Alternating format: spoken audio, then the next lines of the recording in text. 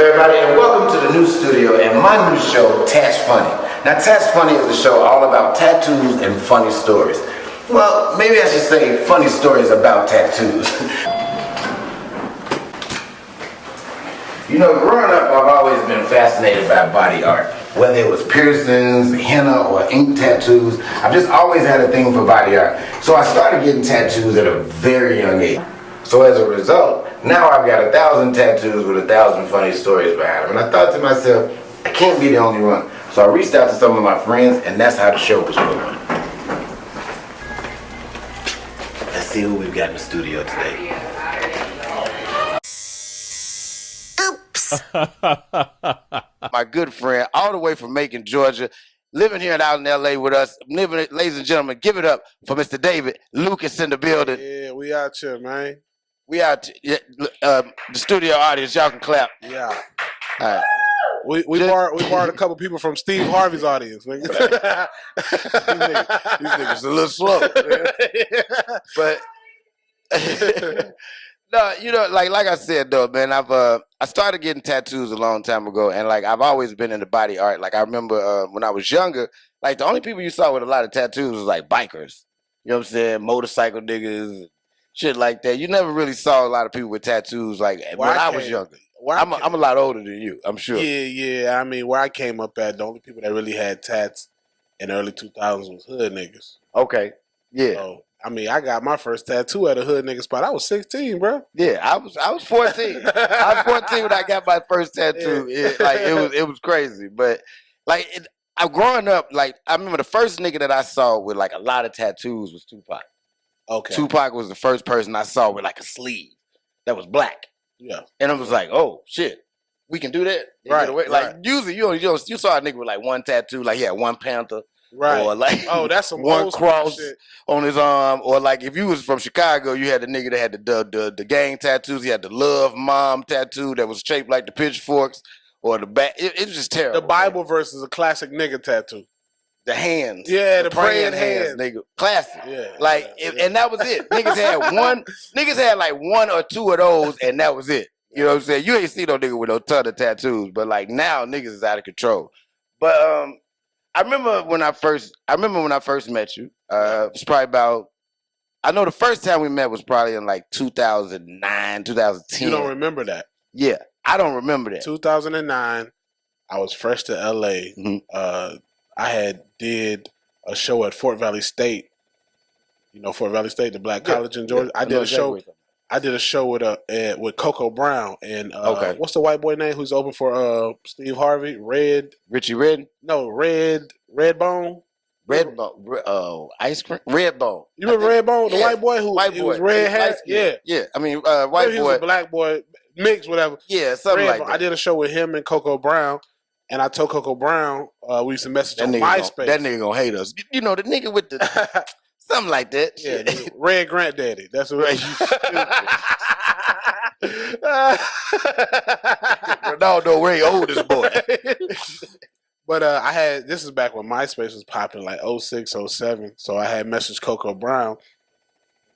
I said, hey, what up, Coco? You know, we did that show at Fort Valley State last year. I'm in LA now.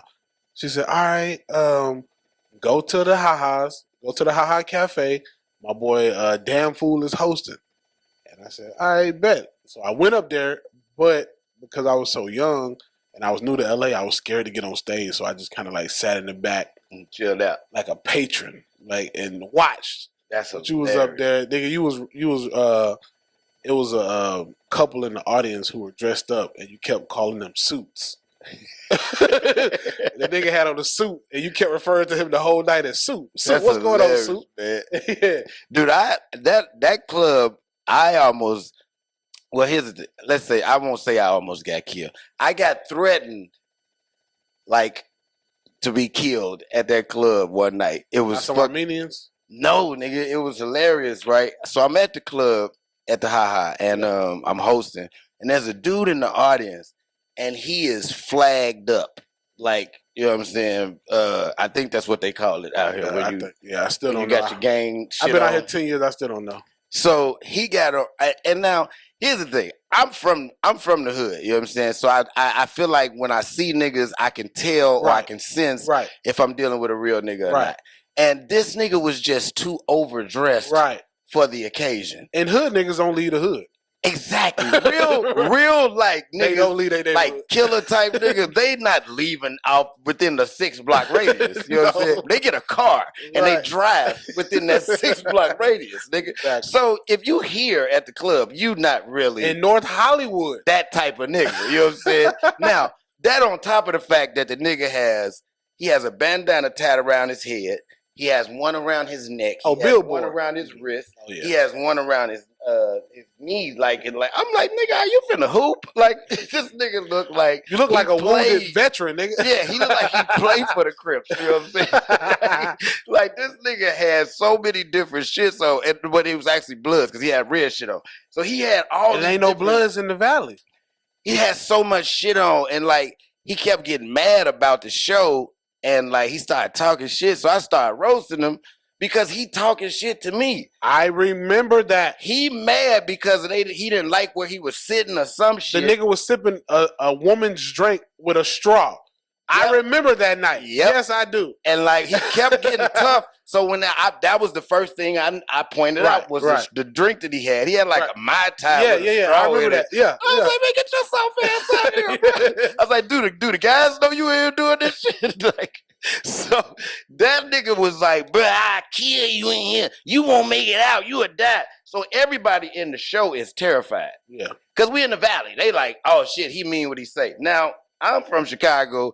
I know most niggas that's gonna kill you ain't gonna tell you. They're not gonna telegraph it. It's like, it's like, hey, watch out for to throw my left hand and hit you on the left side of your face. You know what I'm saying? The shit I'm scared of is when you go in on a nigga and a nigga just be like, I bet. That's what I'm scared of. I bet. Like, I'm not scared of a nigga that do too much talking. The nigga don't say nothing. Bet. That nigga just keep doing this. Bet. Yeah. All right, hey, didn't I tell you to go? All right. That nigga's gonna kill you. Right. But the nigga that's jumping up like, man, I can't you in front of all these people. I don't give a fuck. Yeah, no, you're not. No, you're not, sir. You don't want to go to jail. You don't want to spend the rest of your life. Billboard about. Yeah, nigga. Like you wrote it on your chest. You shouting it out in a microphone, nigga. So I knew he wasn't on shit. But you know, that spot was not, I love that little spot. It was like a little nice spot. Now the first time I remember meeting you was about 2 years ago. I was here in LA and I came with Billy to do roast me. He was doing roast drinks at the Mexican restaurant before. Y'all was doing roast me live. And I think that we had already did the Laugh Tracks joint. Wilshire, yeah. And I had seen your Laugh Tracks. So when I came in, I saw you and I was like, oh shit, that's dude that was on the Laugh Track shit. So I walked up like, man, I saw you doing the Ronnie George. And before I could even finish my sentence, this nigga started roasting me. I was like, what the fuck is going on? I don't even know this nigga. You know, I'm like, you know, I had to think about it. I'm like, you know what? This is like roast me live. These niggas is just hitting each other as soon as they see each other because they figure everybody part of the show. Everybody with I'm the just shit. Here to support. Everybody with the shit. So I walk in and nigga like, pow, pow, pow, pow. I was like, hey man, who's shooting? You know what I'm saying? Like, he just went right at me, nigga. I don't even want to make you feel old, bro. But when I was in high school, you was one of the first niggas I used to watch on YouTube. I'm going to tell you a joke. That's funny. You had a joke. That don't make me feel old at all. I don't want to. I mean, not like you know, not like that. It makes me feel like I've been doing my thing. I've been a fan of yours before I met you. Like it's so crazy being in Hollywood and you become friends with so many niggas like you was a fan of. That shit be crazy. I had the same experience with Corey Fernandez. It was like Corey Fernandez. He started like 2 years before me, so I seen him on like coming to the stage and all that shit, and I was just like, man, dude, he's dope, and he my age. It was like, oh my god, he's awesome. That nigga need to write. I've been telling nigga for 4 years doing that same 15 minutes. I can tell you his set right now, but that's besides the point. I was like, you know what I'm saying? Hey, man, that's what happens on this show. The truth get told. I mean, it is what it is. You know what I'm saying? It's not. I'm not hating. Corey, I love you, nigga. I saw you, but you need to write, nigga. If I've seen you for the past 4 years and I can tell you your 15 minutes, this shit just turned into 50. No, not even. But bro, you had a joke about going to jail, and I hope I'm not confusing you or confusing you with somebody else. But you had a joke about going to jail, and you was like, "Niggas ask me what I'm in jail for, so I wanted to sign hard." And I'm in jail for running shit. I run red lights. Yeah. That's you, right? Right. I was showing niggas. I was in jail on a traffic warrant. We was watching you in the back of the classroom on the computers when I knew I wanted to do comedy, bro. Like, because niggas like, oh, you gonna do that comedy shit? We used to watch you in the back of the class. I mean, look at this nigga right here, bro, from Chicago, dog. This nigga funny as a mother. Bro, I would watch your clip every day. Nigga. Yeah. In 2007, I could have did your jokes word for word. That's crazy. No, to me, it's like that type of shit is flattering. It's not like, oh shit, no, don't say that. You're making me feel old.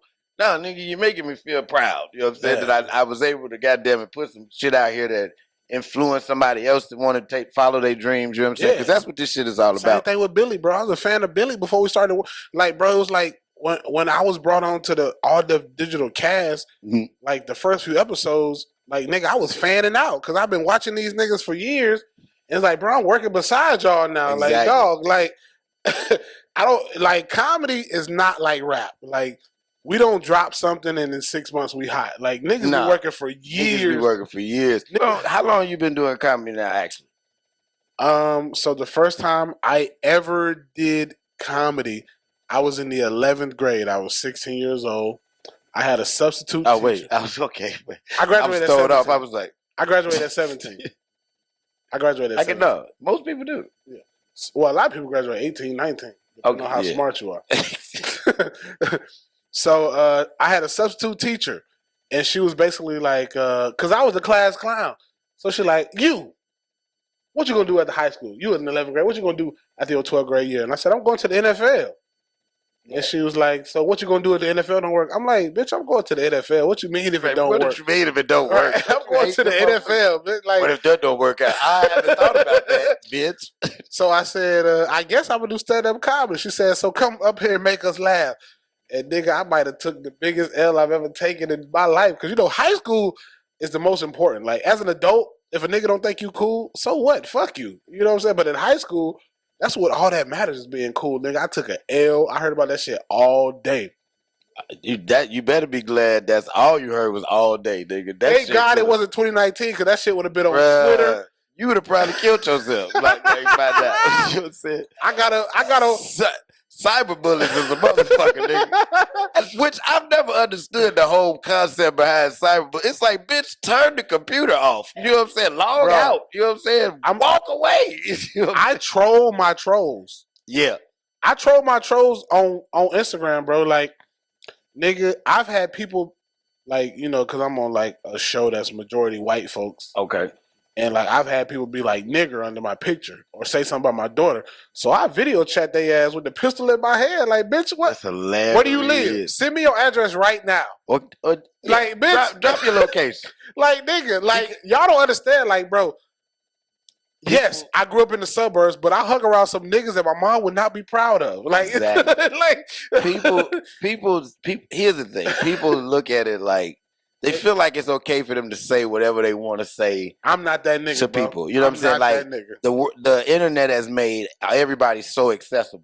Yes. And it's like, bruh, that just because you can reach out and say something to me don't mean you can say anything. Bro, come on, and then man. they get mad when you say, how dare you say something back? Like, man, fuck y'all. You know what I'm saying? You have a right to your opinion, and I have a right to whoop your ass. You know what I'm saying? Like, if I want to. You can tell these niggas didn't grow up getting punched in the mouth. Yeah. Like, bro, like. Yeah. A lot of people did. You know what I'm saying? You can tell because they'll say anything. I learned that when I first moved to Hollywood. Like, you just can't punch every nigga. No, you can't. Because a lot of these niggas be talking shit just because they like, oh, well, I run the club, so he's got to be scared of me. And it's like, nah, I don't. I punch you in the face because it's another club down the street.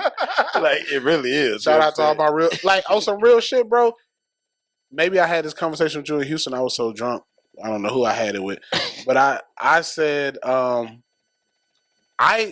there are more real niggas in comedy than there are in rap. Yeah, at times. I know some dangerous. I know some niggas that will make you laugh, but will shoot you. Will rob cut you your after head. the show. They'll make you laugh, then stick you up I ain't later. even gonna name no names. They ain't but really pay me all my money, so go ahead and load that shit. I know some good ass niggas in comedy, bro. Cause nigga, Yeah, shit. I started comedy in Atlanta, bro. Okay. Yeah, so like, So you say it's been how long now? I say how long off, you been going professional? off and on 12 years, but Okay. seriously for the last 6. Like Okay. where I was like, this is all I do. This is how I make a living for the Okay. last 5, Okay. 6 years. For sure. That's good shit, man.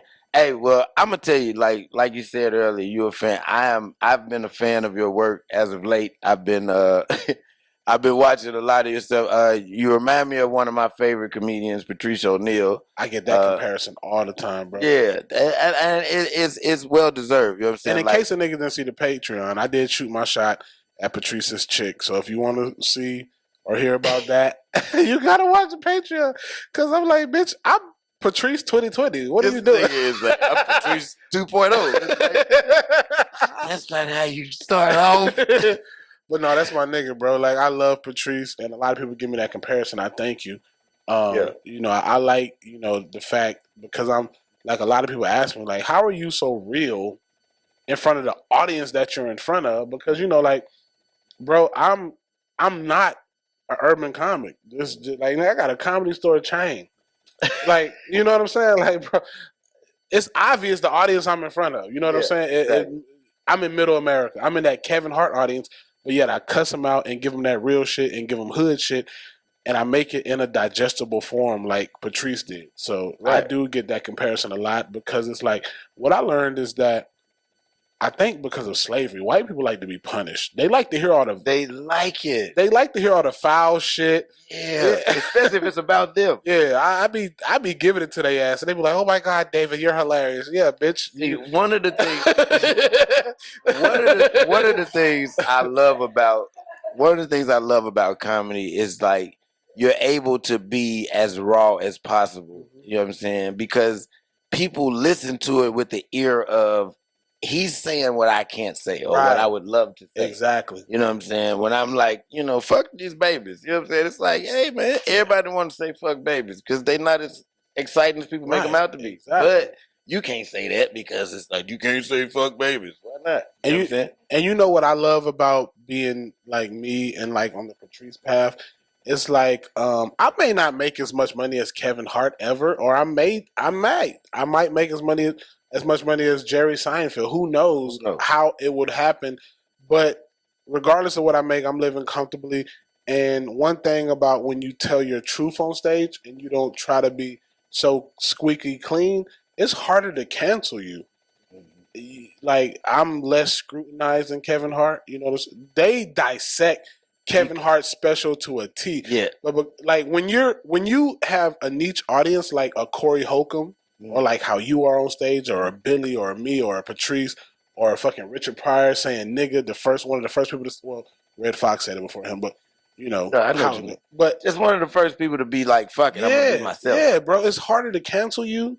Like if Bill Cosby wasn't so clean, I don't believe he would be in jail right now. No, he wouldn't. Yeah, because you know how many like comedians, like Bob Saget should have been in jail 20 years ago. Nigga, when I first saw Bob Saget do stand up, I'm like, this is the nigga from Full House? Why is he not arrested? He up there talking about fucking the Olsen twins. Hey, bro, what? His stand up alone makes you want to lock him up. You know what I'm saying? So it's like it's funny how I've noticed in the comedy game a lot of times there's always this list or this of rules that we have to go by. When I say we, I mean black comedians. I try to break them all, bro. Yeah, it's like, oh, don't say this, don't talk about this, and don't talk about that. It's like, why I can't talk about this? And then a white comic will go up and talk about being a pedophile and do 20 minutes about it. And like they be like, oh, it was so ingenious the way he turned it around. Fuck out of here. He was talking about fucking babies. You know what I'm saying? Like, I don't care how you twist it. You know what I'm saying? So it's just like the shit gets weird. And also it's like comedy had like, when it comes to this entertainment period, like people have a problem with comparisons or, you know what I'm saying, giving out boats of greatness to other people. Like, it's like, you know, you see it with LeBron and Yeah, Mike. yeah. It's like, oh, LeBron did so. It's like, hey man, that man is great, and When just because he's awesome, don't Right. take away from how awesome the next Exactly. man is. Like most people be like, oh well, he too young or too early in the game to be comparing him to Patrice. It's like, hey man, did nobody say he was there yet? We just saying the nigga reminds us of Patrice because it's like that's different people that remind you of different people. You know And what I'm on saying? some real shit, back when I was a fan of Patrice, nobody was even rocking with him. Y'all niggas weren't rocking with Patrice until he died. Bruh, I swear to God, niggas be killing me with that shit. Name Like, me Patrice's second special. niggas become diehard fans when niggas die, and then you be like, remember when you said such? Man, I didn't say shit. I love that nigga. Okay. Do y'all even know his second special is whatever. called Mr. P? Like, You know what I'm come saying? on, Like, man. Do y'all? come on, it's ridiculous, bro. Like, people kill me. The same shit with Nipsey. It's like, all of a sudden, everybody is a diehard fan. Like, get y'all ass out of here. But it's crazy. Now, the show, like I said, is about tattoos. I have a ton of shitty tattoos that have funny stories behind them. Now, the tattoo you sent us, first of all, you sent us 2 of them. And the first one, it took me forever to figure out what the fuck I was looking at. I was like, is it on his neck? Is it on his... Then I realized the motherfucker's on his earlobe. I was like, oh, earlobe, yeah. shit. Oh, okay, there it is. So, start us off with this one. Tell us about when you got this and why and what, you know what I'm saying, what it is that we have going on here. So I was like 16 and a half. My mom would let me get my ears pierced. Okay. So there was this nigga in Macon. Should I? Fuck it. His name is Rain Man. The nigga don't check no ID. I got a tattoo from a nigga. I got a tattoo from a nigga named Tim in the basement out on the west side of Chicago when I was 14. The nigga don't check no ID. I don't even think he changed the needle. Like, oh yeah, I'm pretty sure I had a dirty needle because when I came up, the shit was already set up. There was blood on the paper towel. It's a nigga named Rain Man, dog. We still tight to this day. But I was 16 and a half, going on 17. My mom wouldn't let me go get my ears pierced, so I said, I'm going to go get my ears tatted. And got some stars on my motherfucking ears. And, bitch, why did I do that? I don't even know. Nigga, if you ask me to this day, why the fuck did you get them stars? bruh, listen. Because when I got the picture, I'm looking, I was like, what the fuck is the tattoo? I was like, is it on his neck? Like, what the fuck? Earlobe. You had your hand up. I was like, maybe his hand in the way. Then I finally thought, I was like, what made this nigga get a star? Bro, my mama wouldn't let me tattoo get on my his ears ear? pierced. And you know what's crazy? You know, it's funny when you first started out saying it, and when you said that, it was like all of a sudden it made sense. Before then, it was like, what the fuck? And then it was like, oh. She wouldn't let me go get my ears pierced, so I said, fuck it, I'm gonna get a tattoo of a star on my ears. Bro. Now the funny part is when you put an earring in, it looked like the star sparkling. There we go. Because I'm a star, goddammit. He's a goddamn star, ladies and gentlemen. That's why he got stars on his ears. Don't ask no motherfucking questions. But you know, the second embarrassing tattoo also involves stars. You saw the Now, here's the thing. You got a thing for stars. I don't have a thing for stars. You are a constellation ass nigga. I'm getting this covered. This is by far my nigga. What? Okay. I have no idea. that is like. So I was. That if they was behind your ear, it would be even worse. Like if you had. Oh my! I'm glad I don't got that. I'm so glad. You had to do it like this down your neck. That would be fucked up. But you know, stars on your forearm ain't terrible. But what I have been pressed about it with gang shit. I'm sure. Yeah. But so I got the 5-point star.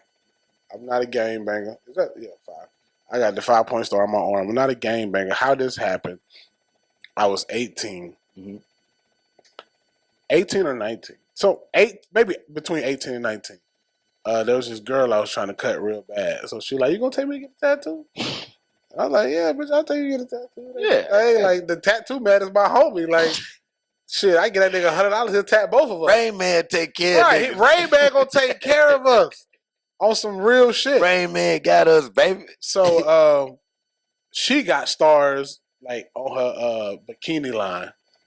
So he was like, you getting tatted? I was like, yeah, I'm getting tatted too. Shit, put me some stars on my forearm, nigga. Why did I get So y'all got matching thought tattoos. on some real shit? I ain't even gonna say her name, nigga, because I know she gonna watch this. That's hilarious, nigga. Y'all got matching thought tattoos. Like, go Bro, that ahead, shit, put my stars right here, and I want mine back here. Like, that's hilarious, bro. Now, see, here's the thing. When I was looking at it, I was like, this nigga got a thing for stars. Now, I don't. I really don't.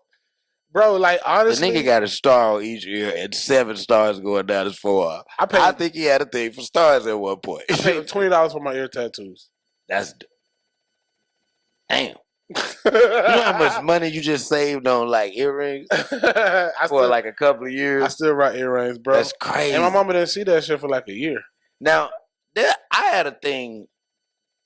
My thing has always been with tattoos that this is gonna be on me for the rest of my life. So anything I get got to have meaning. Absolutely. You know what I'm saying? The only problem with that is I started getting tattoos at 14. Exactly. We was too young to know that. So shit that had meaning to me at 14 does not have fucking meaning to me anymore at 38. It's like, That's why I don't hastily get tattoos now. Exactly. Like my first tattoo, I was 14, like I said. I got it from a nigga named Tim on the west side of Chicago in his basement. Tim didn't ask for no ID. Tim didn't even really look you in your face. Tim just said, come on in and sit down. Like, I don't know if, like, I can't remember if Tim changed the needle or any of that shit. All I know is Tim gave me a motherfucking tattoo. Hey, shout out to my boy Lock Dog in Macon. Lock Dog, real big crip nigga in Macon, bro. That nigga was on the nigga was on the tattoo game heavy. Nigga. This nigga about to get Lock Dog indicted. Lock Dog got an operation going and shouldn't be going. He about to get this nigga locked up. An additional 20 saved me from a tattoo, nigga. I almost got, you remember how Omarion had the O with a crown on it?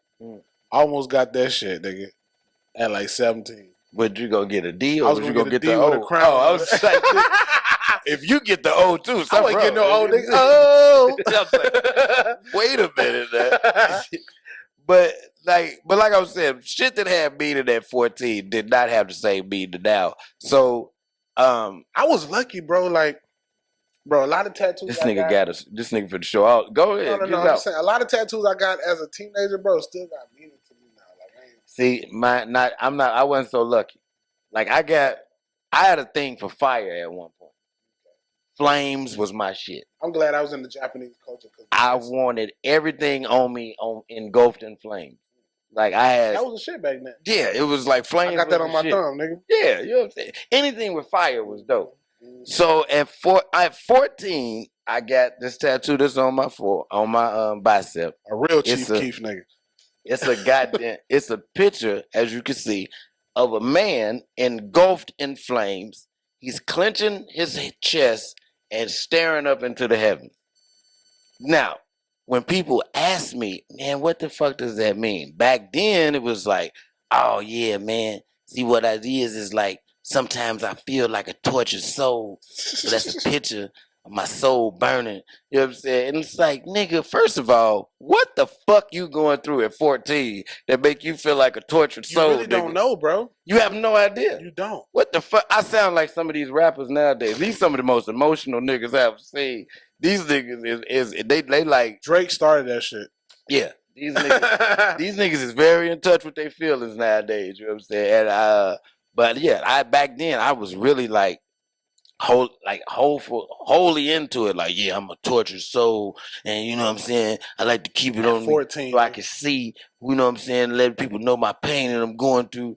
And it's engulfed in flames. The flames represent the pain and the 9th, 10th grade. And my passion. It's like, nigga, you're 14. Was you getting free lunch? Yes, nigga. So what are you so impassioned about? And what are you going through, my nigga, at 14 that you feel like, exactly, nigga, I'm talking about I got a series of tattoos engulfed in flames. Like that nigga, I got a skull, I got a couple of other shits. I just went flame crazy. Like I got a whole arm that's on fire, nigga. I'm gonna probably have to get a koi to cover up these stars, bro. Like, but the shit you're gonna have to get some big shit. The shit gonna be like 800, so that's why. So for my birthday, I'm getting Red Fox tatted on my over here. That's my favorite comedian of all time, followed by Patrice O'Neal. I've always said that I was the illegitimate child, the love child that was produced from the relationship between Richard Pryor and Pam Grier. So I have a dope ass picture of them together out at the club one night back in the 70s. And I think I'm gonna get that tattooed on me somewhere. Cause I feel like they're my parents. I feel like the people who told me they're my parents, they lied to me, and like Rich and Pam didn't really want to deal with all that. So they just sent me, away. And so I'm gonna get my real mom and daddy tattooed on me. I'm probably the most tatted up working comedian. Yeah, I would say so. I mean, I got hand tats, man. Yeah. And like you've committed to this is what your life is. Oh yeah, now I can't do nothing else. What can I do? Like, who gonna hire me? I'm about to have a neck tattoo. You definitely can't work at In and Out. Work at Trader Joe's with Red Fox on your neck. Oh, bro, I can't. You know what I'm saying? Like I don't think that's gonna work. I don't think corporate America is ready for that. Once you get neck tattoos, you got to be an entrepreneur. Yeah, you definitely got to work. It's like I realized, bro, like comedians were like rappers, bro. People like to listen to our voice. Mm-hmm. That's why podcasts work so much. So it's like, bro, there's a melody to everything we do. So it's like, man, I do what the fuck I want to do now. Tat it. Get whatever I want. I got Medusa on this hand, Buddha on this hand. Yeah, that's a total contrast. But you can do that. Like I got God over here, the devil over here. I'm a black Buddhist though, man. I'm a black Buddhist. Seriously? Yeah. Okay, how does that work? I mean, it works like Christianity, dog. You know what I'm saying? Like, okay, I'm a little different from most. Sammy Davis Jr. was Jewish, so absolutely, he made them so much money they had to. Yeah, they like nigga. Yeah. But I grew up a little different than most black kids, bro, because I had a Hispanic father. Okay. So I grew up in Catholic schools, but I lived with my Baptist grandparents. So I saw the bullshit. I saw the bullshit in religion early on. Yeah. You know what I'm saying? So when I got on my own, I was like, Christianity nor Catholicism fits my life. So it's like, I tried like the Islam shit, and Buddhism fit my life because it's like it's not really a religion, it's a mindset. And okay, that helped me a lot with because in comedy, bro, you get a lot of rejections. Mm-hmm. So Buddhism teaches you to live in the now. So as long as you live in the now, you know what I'm saying. You live in the future, you have anxiety. You live in the past, you're depressed. So you live in the present moment, and that really helped me a lot. Because it's so easy to lose your mind out here. Like, I've been out here going on 11 years. Yeah. If you're not concrete in something, you will lose yourself. Niggas don't live in LA by accident for 11 years. You will slip through the cracks and be lost out this hole. You don't live out here by accident for 11 years. I came out here straight out of high school. So you don't live out here by accident. For sure. Nah. Not at all. Yeah. So, being a Buddhist helped me a lot. I don't really consider it. Well, Buddhism doesn't really consider it. This nigga said he grew up with a Mexican father. No, I said Hispanic. Hispanic father. My dad's Cuban. I'm ignorant. Everybody Hispanic is Mexican. Because I don't know no better. Yeah, but no, so you grew up with a Hispanic father, so that's Catholicism all day. Bro, you know what my full name is? And then you have you had a Baptist grandmother. You know what my full name is? No. David Manuel Lucas. Oh. That's my name, bro. Like, that's my name. Like, but Americans pronounce it David Manuel Lucas. But it's like I have a Hispanic, like, it's like if I go to the doctor and the person checking in is a Hispanic and they see my name, they be like, David, yeah, David aquí. You know what I'm saying? So it's like, bro, like, they see the name and they see me, they're like, ¿Qué pasó?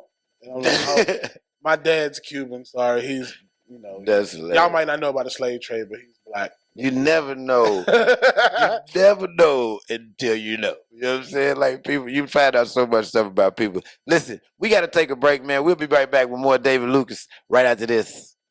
Yo, we back with my man David Lucas in the building. We had to pay some bills real quick. Dave, now before we get out of here, what I like to do is I would like to know, what are your top 5 tattoos that you hate to see on anybody? Male, female, like just shit that you just like, hey man, if I see one more nigga with this shit. So number one would be cherries on a female. Yeah. Oh. Any type of fruit on a chick, like come on, shawty. It's your creativity is just.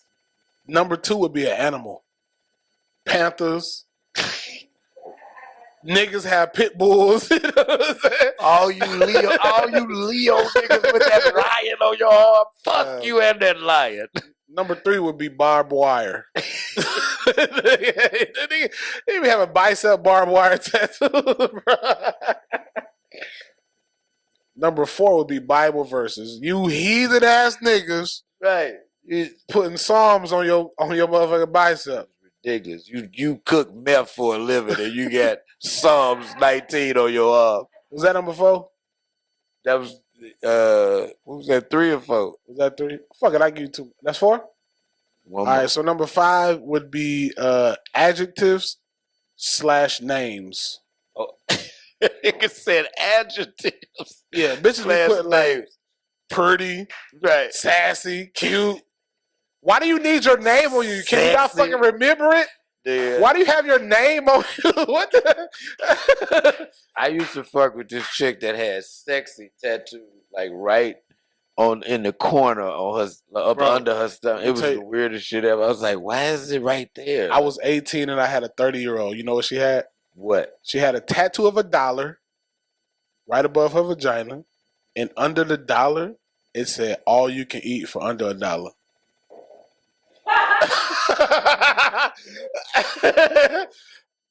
I don't remember. She had to lose a bet to get that goddamn tattoo. Can we get in touch with her? I need She her was on in the the show. army. I don't even remember her name. I hope The she watches. fuck? You drove in 2007. You drove a Ford Fusion Gray.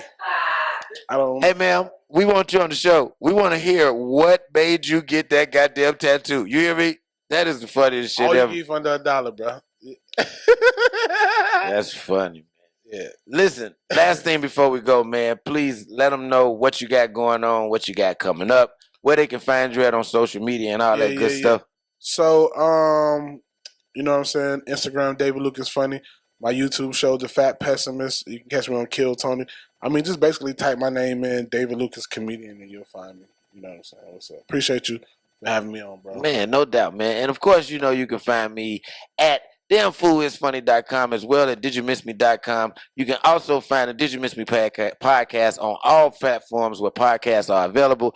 Be sure to get over to the digimissme.com page and get your merchandise, as well as damnfoolisfunny.com for merchandise as well. Hey, man.